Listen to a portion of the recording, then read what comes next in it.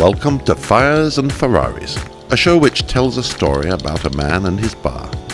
Up in the tundra of Fargo, North Dakota, there is a warm and welcoming college bar named The Turf. It is here where our story begins. Introduce yourself, sir. Okay, I'm Pete Sabo, the owner of the Bison Turf. Pete, how did you come about owning this local bar? The lady that owned it was having a difficult time collecting rent from the people she leased it to. And I didn't want to lease it, I wanted to purchase it. So we struck a deal where if I wasn't one day late in the rent for 3 years, we agreed on a price and she'd have to sell it to me. And I was fortunate enough to make all my lease payments on time. Sounds like a good deal. Appears to me that it paid off. She wanted to back out, but we held her to the contract. But she was 93 years old anyway.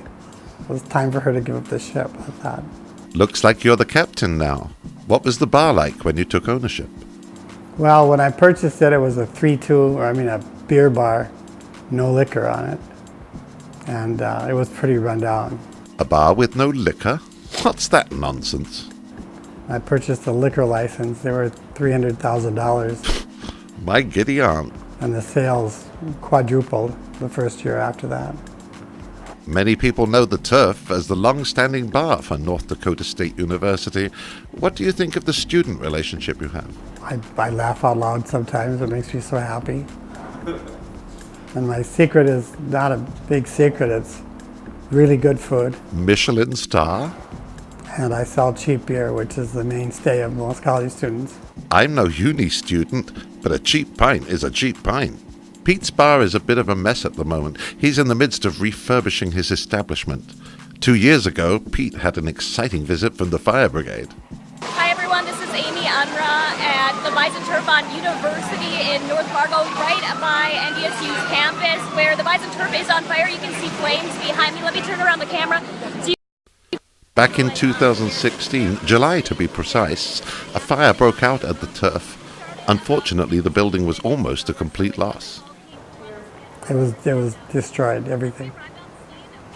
The only thing we saved is this furniture, the main floor here. And I especially wanted to keep those glass block windows because that was here in 1933.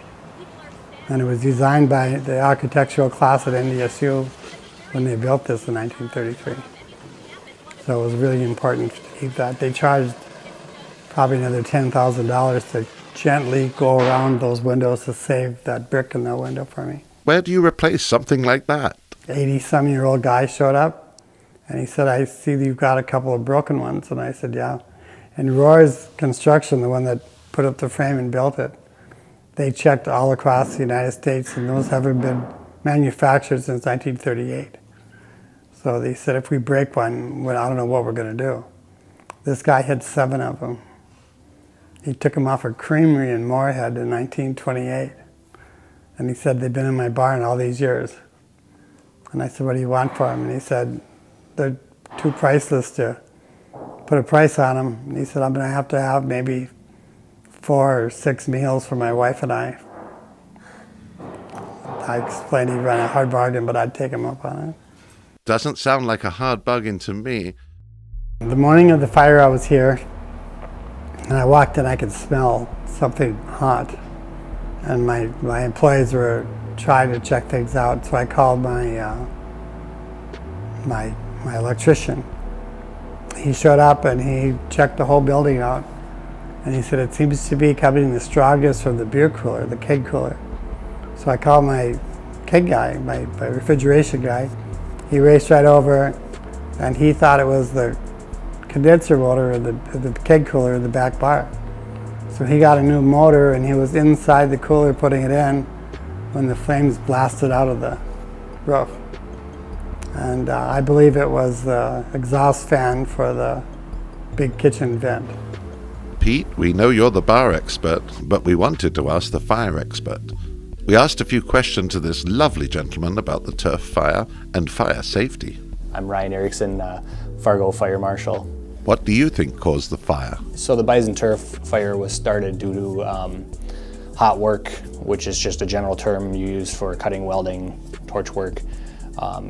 and then it occurred and spread into void spaces, and so. And in layman's terms? When you have a fire in a void space, you have to chase it around, and so it can involve pulling ceilings, moving the hose line over, pulling more ceiling, trying to get water in it, and so that extends the time, and the longer that it burns, the more damage obviously that occurs.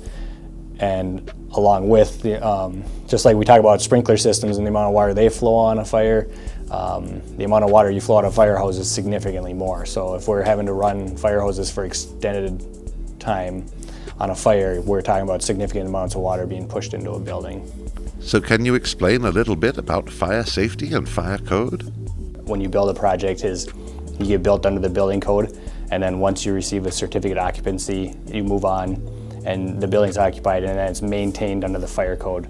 And so the fire code ensures that all the systems that were put in place at the time that it was built are maintained through the life of the building. And so when you're, if you're going to use the term up to code, you're maintaining it to the day that it was built without changing anything. What aspects of a building are looked at when considering fire code? Size, type of construction, and then occupancy. And so when we say occupancy, an assembly, that's a type of occupancy where people gather, and then that's even broke down. So if you're drinking and eating, that's one type, because we know that when people drink, it changes the way they act. If you have an assembly where, say, it's a gym and everybody just goes there and works out, that could have slightly different requirements, because we know they're active, everybody's awake, they should be able to react to a fire. What does this mean for Pete, who had to rebuild following the fire? That is really where somebody would be required to come up to today's code, is if you had, say, an old theater from 1900 and you wanted to go in and renovate the entire structure. At that point, since you're deciding to renovate everything, now you're looking at, you need to build it to today's code so that everything's accessible and meets those standards, and that all the safety systems that are required in today's code are put into place. And so then that building will now meet the code that's adopted in 2017. What did this mean for you, Pete? It was an incredible amount of money to do that.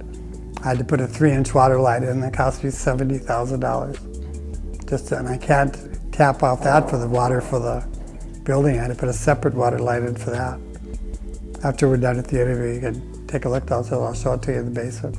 We took Pete up on that invitation. The large water pipe allows for a massive new sprinkler system. The rumor was I burnt it for the insurance, and then I was going to cash out and run. Only the insurance was about $400,000 short than the actual cost of fixing it. But why did you keep it when it was going to be an expensive ordeal? I don't owe any money on anything, and I've got about $10 billion worth of real estate holdings paid for. And I've already drive a new Denali, and I've got an ocean home in Florida on the beach. I've got a beautiful lake home. And making this up and being an icon and a landmark again was more important than a new Ferrari. It's bigger than money? Way bigger than money, yes. I mean, I've moved a lot of houses around Fargo, and from flood areas into town. Those are all my legacy also, but this one's the biggie. I mean, this one, I was at the Mayo Hospital doing some heart surgery, and the assistant there, this lady doctor, was assistant to the surgeon, she said, well, what do you do for a living? And I told her, I said, I have a little bar across from NDSU. She goes, the turf? You own the turf? She goes. I mean, who would ever think that? This middle-aged woman. And I said, how do you know? And she said, I've got a friend in Fargo, and every time we go there, our only spot is to go to the turf. He said, your food's great. I was just stunned. And then I was on dialysis too. Same story. She just stunned, this girl. She said, and you wouldn't think somebody at the Mayo Clinic in Rochester, Minnesota would be that excited. And she said, I hear you're rebuilding it. And I said, it's almost done. So they'll be back. So what is your next big adventure, Pete? Probably buying that new Ferrari.